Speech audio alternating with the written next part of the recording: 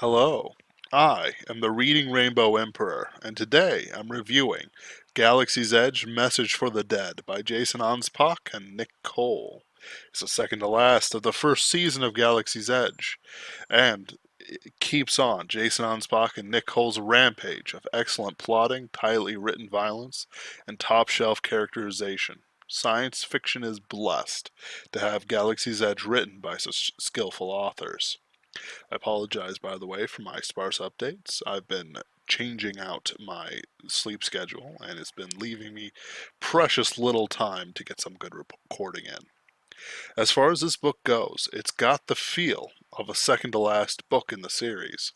And it's not a bad thing, of course, it's just what it is.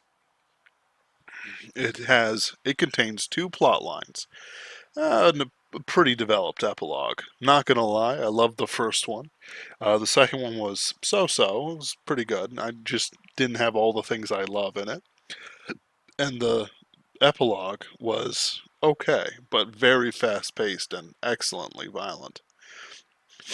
The first plotline follows Captain Keel, Ravi, Bombasa, best boy, and Exo, who invade the Cybar ship Kronos to rescue his captured crew from their clutches. The scenes are outstanding, with real tension and a spooky quietness exactly where they need to be. Final chase to the Deluvia and the desperate escape out of there kept me at the edge of my seat the entire time. The second is the battle over Utopion, Legion and 7th Fleet versus Black Fleet, and eventually the Cybar ship. Various build-ups and payoffs go from beat to beat smoothly. Even the sudden appearance of Kronos smoothly inserts itself into the scenes, raising tension and turning the track of the story and its outcome. The Legion invading the ships from corridor to corridor is honestly the best part of the second half. I kind of wish there was more air-to-air actions, more details like what we got from Attack of the Shadows. The Legion to Shock Troopers fighting in the corridors is sparse, bloody, and brutal. While knife and gun shows in the depths of the red light, flashing hallways were amazing, it was really too short to get me into it. I wanted so much more. Um, and it just kind of switches off before I really think that they brought the full flower of that horrible, tense, bloody fighting in there, like they did for other sources. Sorry, stories. At the end, Goth Solus invades the Kronos ship and dominates, or is more accurately, allowed to dominate the Cybar within. I wanted more from these scenes, honestly. The ring scene, though, it was absolutely perfect. It was Temptation done right. There's also an epilogue focusing on Shun and finally revealing what X said to the Emperor. It's great stuff, but I'm not really a fan of crazy, oblique machinations, so I wasn't too into it like I am other things. It's not bad. It's just not for me. I don't really feel the same thrills that others seem to when plan comes together like that. Um, Partially because my sense of vengeance and artistry and all that jazz is more brutality and knowing rather than unseen shots and oblique movements and chess metaphors. I don't use chess metaphors. um, there's no point in doing all this if nobody knows, you know what I mean. uh, but I guess different strokes for different folks. I'm not one of those guys who's like, yes, everything's exactly as planned. But that's why I'm not the evil overlord, am I? However, the ending provides great motivations for all and sundry, and I'm just so hyped for Retribution, which I'm reading right now. Now I'm going to talk about some esoteric writing stuff. The Cybar ship flash flying the 7th Fleet was amazing, absolutely amazing. They even had descriptions of sound, which just tickled me pink. Strange as it is to say, just because there's no air medium for sound to travel through, doesn't mean the force that would produce sound doesn't just disappear when shoved into a vacuum. Um, Force exists until the wave, which is more than the medium. That it's going through is expended. It is slowed down by its medium. Therefore, sound Whew, don't even ask me about the fluid dynamics. Therefore, sound in space would technically exist, mostly by force of whatever explosion or weapon is fired. That doesn't mean to say that if you take off your spacesuit, you'll hear anything.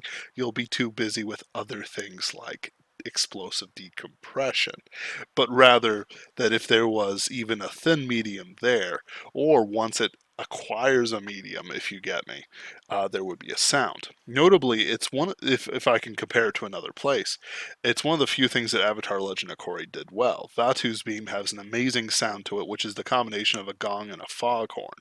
While the sound really can't be described well by writers, as you might expect, um, we can try, and that's as good as it's going to get.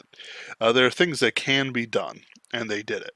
And neglecting sound might hurt the work in question. In Message for the Dead, it only enhances it for the better, and it was already a great scene. I also kind of don't get Chun's epilogue as much.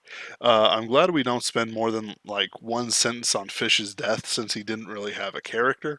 But a lot of Chun is very generic. He actually has more character in Retribution and Kill Team than he does here. He just kind of seems his character arc is very slow. It's over 9 books, from like sergeant to general, and it's kind of a slow burn. But that's good. It's a good thing. Don't get me wrong. But it doesn't make for as interesting a read as it would be from Keel's perspective, which we get from certain places.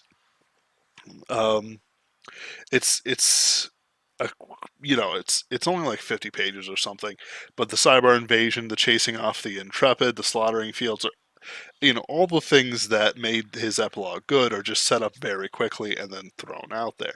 It's not poor. It's just all of a sudden I'm moving from fleet battles to Chun to post Keel of the Deluvia and all the stuff he did in the Cybar ship, and I don't really understand the timeline, as well as the fact that a lot of resources are just now gone, but it doesn't seem to hurt them as bad for Retribution.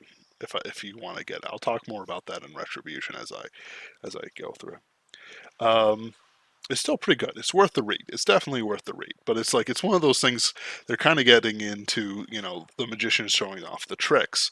So, you know, it's not as great as the chase leading up to it, I guess I'll say. The Cybar invading the Imperator and killing Legion shock troopers alike was also an awesome scene. I just want to point that out. But like the stuff with the shock trooper versus Liege, it did need to be much longer because I didn't feel the weight of it. This is, you're turning around a corner, you're expecting to fight your fellow man. Nope, 8-foot war bots with the essential, with the our equivalent of a 50 cal with 3 barrels pointing at you. It's like, that's pretty brutal, but it's not quite chiasm invasion brutal. When not chiasm, excuse me, Pride of Ankalor brutal. Um, there's a lot of like I kind of passed over everyone dying a couple times, and I had to reread it just because it goes whip fast. Um, There's also the fact that we're only ever shown one ship, but there's supposedly a fleet of the robots running around, and then all of a sudden there's like ships everywhere trying to wipe out people, um, and it's like, what? Like where did they come from? They're mentioned in other places in Retribution as having armies on various worlds, and it's like again, where did they come from? Was there more ships? Did it drop them off on its way to Utopion, or did it drop off after Utopion? And then, of course, it just quits because, you know, Goth Solus takes the ring, which again, amazing scene. It's while it's wiping all the organics off a map is great for any cyber Genghis Khan. It just doesn't have the support.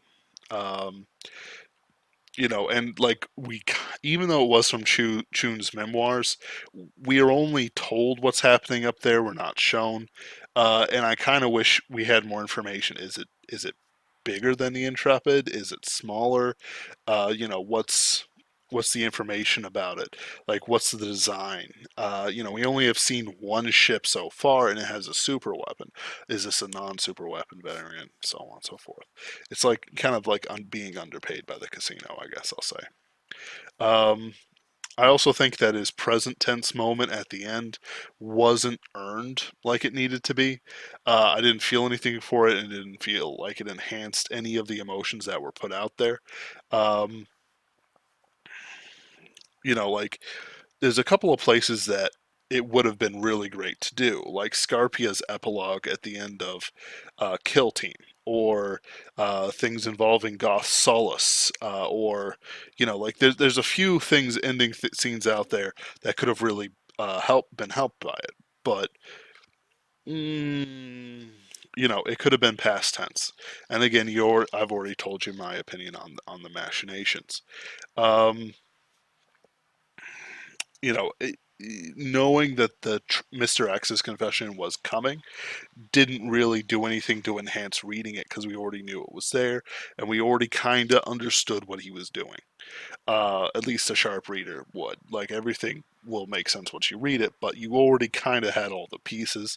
And even then, I was like, yeah, Kill Team was about him doing X, and then of course he did X. We saw him do it earlier.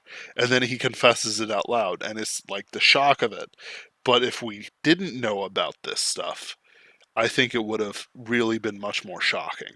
And that's a problem that was like in other books that had to be set up for this. But it feels maybe it was kind of it's like, oh man, we actually have to write it out there. Just in case people don't know. I don't know. That's best known to the authors. But not knowing everything he's done already would have added way more dramatic weight than what it had, and may have actually justified him having a present tense scene there. I don't know. Maybe they wanted to be standalone for the book itself, which is also a legitimate reason. I keep going back to Kill Team for like examples of good writing and plotting in the series. I don't know. I don't. Is it like my secretly favorite book? I don't know. I'll also end this with saying the return of Crash and everything Skriz did was excellent. 10 out of 10, masterpiece. Skriz makes the crowd goes wild every time. It's beautiful. I do, as always, recommend the books I review here, and I think it's excellent for what it is. To all the Legies out there, KTF, and don't forget nothing.